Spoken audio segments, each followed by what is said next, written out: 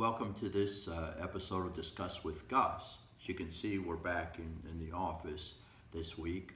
I flew out Tuesday night and made my votes on Wednesday and Thursday. So, this was a tough time for everyone. We did the best we could, and we did dodge a bullet, but some people were heavily affected. And I'm doing everything I possibly can to get them the assistance that they need. So without further ado, I'll go into the letters. All right, we have the first letter is from Dennis Constantino from Land O'Lakes. Dennis says, Congressman Bilirakis, I'm confused on how Pasco County, a county with 90% blackout rate and swollen rivers, is not in the FEMA disaster area so people and businesses can get assistance. Many small businesses are going to lose weeks of revenue and have lost thousands in product, he says, and we need the help. He says we cannot help them. This is why while we send Egypt $300 million in aid, and he says disgraceful. Well, the response is, Dennis, as soon as I found out that Pasco County was not included in the 9 counties that qualified for personal assistance, I got on the phone and spoke to FEMA several times and worked with Kevin from the emergency management, worked with the county administrator in Pasco.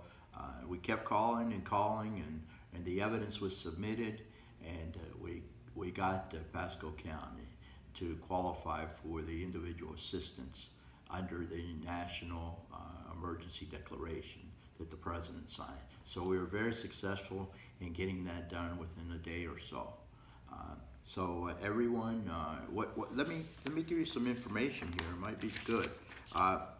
It says residents of all 3 counties now, Pasco, Pinellas, and Hillsborough, because Hillsborough and Pinellas were included in the original declaration. Pasco was included in the amendment to get the disaster relief.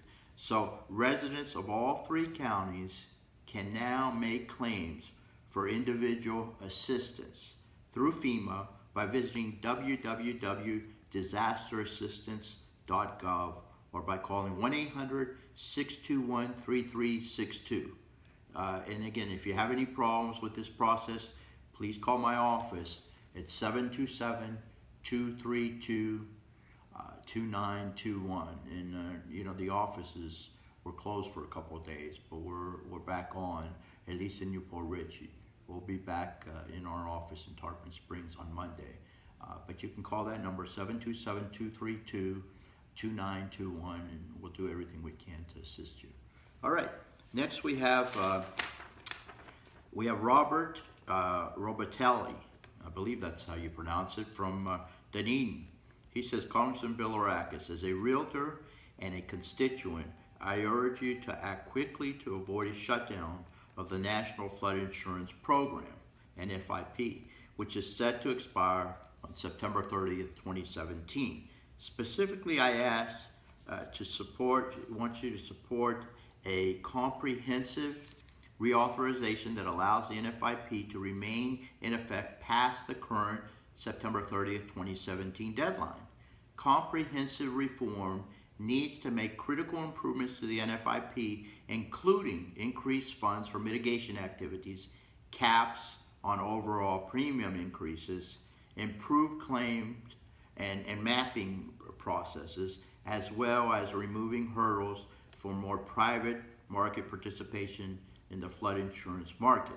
Collectively, these improvements will benefit both homeowners and taxpayers. Over 5 million homeowners, he says, in 22,000 communities around the country rely on NFIP to provide flood insurance. Without NFIP coverage, home sales in areas where flood insurance is required will be delayed or even canceled. The National Association of Realtors estimates that past lapses of the program have affected as many as 40,000 transactions a month nationally. I asked the House to address the NFIP as quickly as possible. Realtors and property owners in your district and across the nation are counting on you to prevent a lapse in this vital program. Okay, Robert, what we did is we extended the deadline from September 30th, 2017 to December 8th, 2017. So property owners will be covered. And we have been working on this piece of legislation for months. And I will tell you that it's been very inclusive. I've been involved in it. You know, last time when we had to reauthorize, I got involved and we had a very successful, really a very, very successful outcome. And I was one of the leaders in that area. So we've been having meetings. We're going to have a comprehensive bill. Now we have till December 8th, and that's probably a good thing because we can improve upon the product we have now with regard to the flood max, with regard to the mitigation, the caps. We got to keep these rates as low as we possibly can, but we have to save the program as well, make it available to our constituents. So rest assured, we're working very hard on it. I think we get a better bill now with the extension through December 8th. And I promise you, I'll make it one of my top priorities. Okay, we have John Lutz from Land O'Lakes. Okay, so John says, Dear Congressman Bilirakis, Congress has a once-in-a-generation opportunity to pass comprehensive pro-growth tax reform in 2017. Let's see here, I want to find the other page here. Here we go. Your taxes on issue. So, wow, no, that's not it. Okay, I got it right here. This is personal, John says, to me. I'm urging you to make tax reform your foremost priority for the remainder of the year. We need a modern update for the federal tax code that levels the playing field and lowers rates for all businesses. Right now, America is at a disadvantage. American businesses cannot compete globally. Job creators don't hire or invest because of tax burdens, and families and filers are left frustrated and confused when dealing with an outdated and complicated tax code. 2017 is more than halfway over. What are you going to do as my elected official to get the American economy moving and to pass pro-growth tax reform? I'm looking forward to your clear support for passing tax reform this year. And I will tell you, John, that's the goal, to pass tax reform this year. And we want to make it as simple.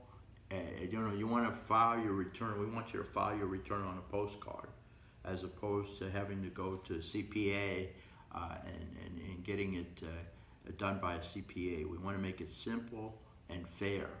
And we're on the verge of doing that. We are going to release some of the details next week with regard to the rates. And I look forward to working with you. Please stay in touch with me. We haven't had major tax reform since 1986, since Ronald Reagan. It's a major priority, a top priority for Paul Ryan, the Speaker of the House, and for the House. We need pro-growth policies, reduce the rates, and then bring back the money to the United States of America. So again, a top priority, and I think we're going to get most of it done by the end of the year, at least the House will. I know Senator McConnell has said that it won't happen until next year. Well, we're not going to give up because we got to get it done. It's a priority for this administration, and it's a priority for the House. Okay?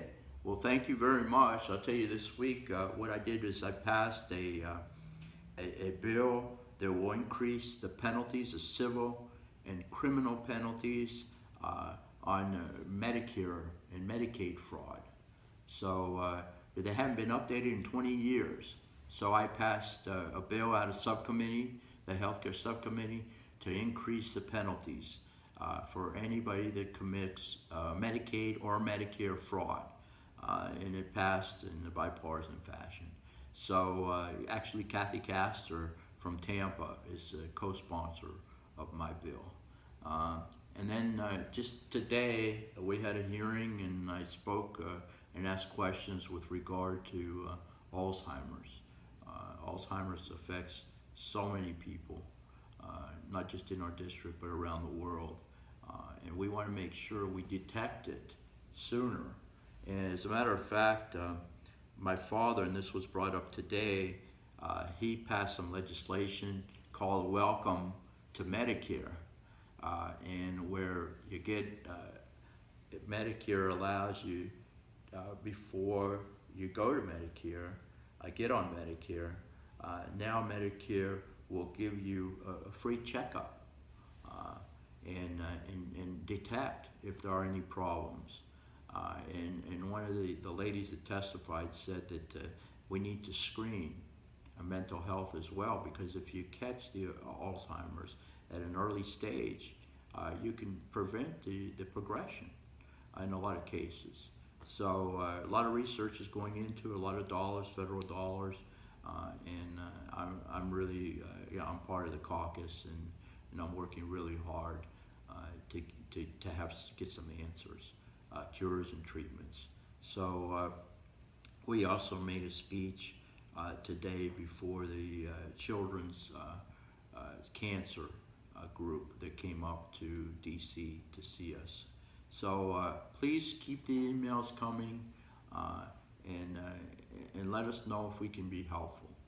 Okay? Well, thank you very much. God bless you, and I'll see you next week.